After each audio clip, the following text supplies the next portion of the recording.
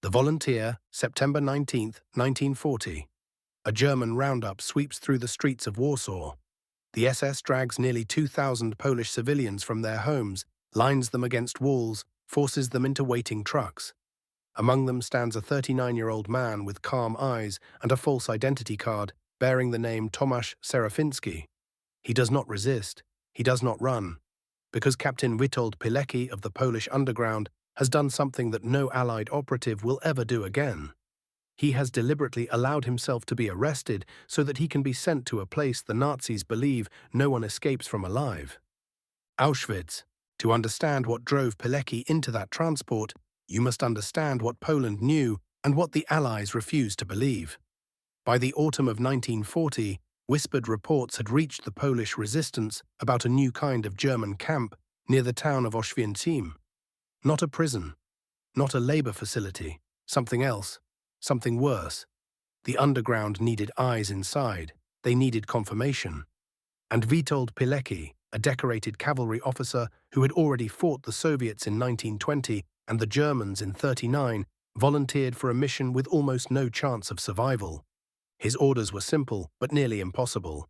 Infiltrate the camp, organize resistance among the prisoners, gather intelligence, and find a way to transmit that intelligence to the outside world. The truck carrying Pilecki and the other Warsaw prisoners arrived at Auschwitz on September 22, 1940. The camp was still young then, only 4 months old, originally built to hold Polish political prisoners. The systematic extermination of the Jews had not yet begun on an industrial scale. But what Pilecki witnessed in those first weeks told him everything about German intentions. SS guards beat prisoners to death for sport. They forced men to stand for hours in freezing rain until their hearts gave out.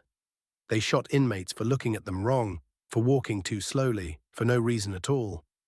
The camp commandant, SS Hauptsturmführer Rudolf Höss, ran Auschwitz with bureaucratic precision, treating murder as administrative procedure.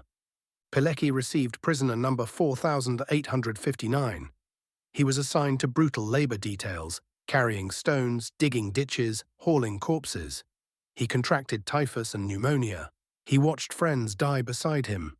And through all of it, he built what would become known as the Związek Organizacji Wojskowej, the Union of Military Organization, a secret resistance network operating inside the camp itself. The logistics of what Pilecki accomplished defy belief. Working in groups of 5 so that no single arrest could expose the entire network, his organization eventually grew to include hundreds of prisoners across multiple barracks. They smuggled food and medicine to the weakest inmates. They sabotaged German equipment.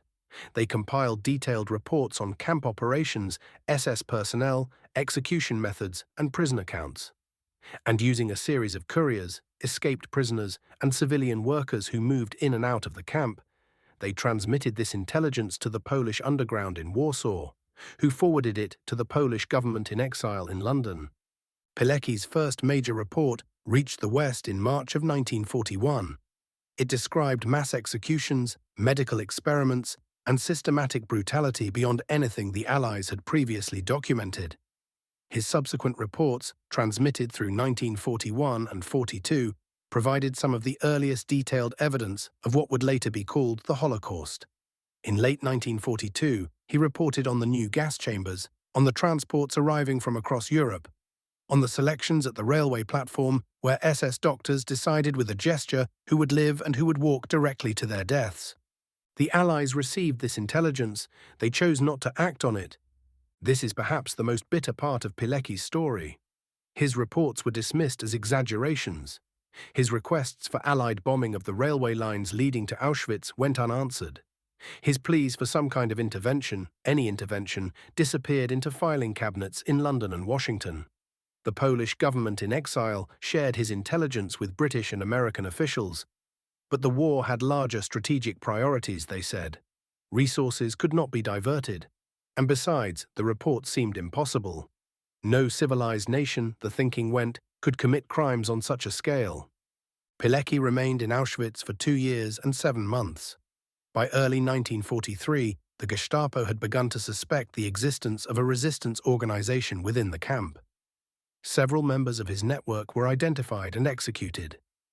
Pilecki decided that his intelligence work could continue more effectively from outside, where he could directly lobby Allied commanders for action. On the night of April 26, 1943, he and two other prisoners made their escape. They slipped through a back door of the camp bakery where Pilecki had arranged work assignments. They cut through a perimeter fence. They ran through darkness while searchlights swept the ground behind them. German patrols hunted them for days.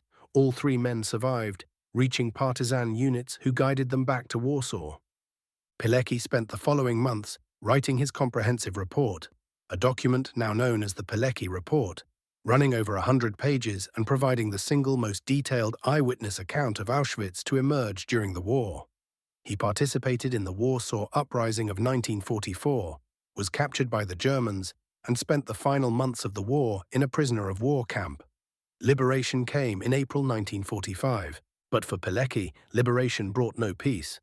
Poland fell under Soviet control. The communist regime viewed resistance heroes like Pilecki as threats to their authority.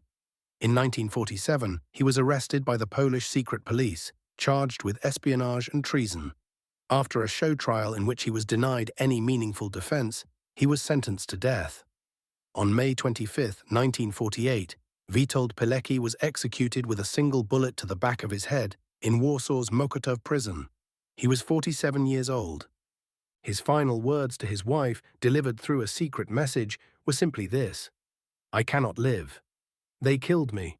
For decades, the communist government erased Pilecki from Polish history. His reports were classified. His name was forbidden. Only after the fall of the Soviet Union did his story finally emerge into the light, revealing what many historians now call the greatest mission of the Second World War. Consider what this man did. He walked voluntarily into hell.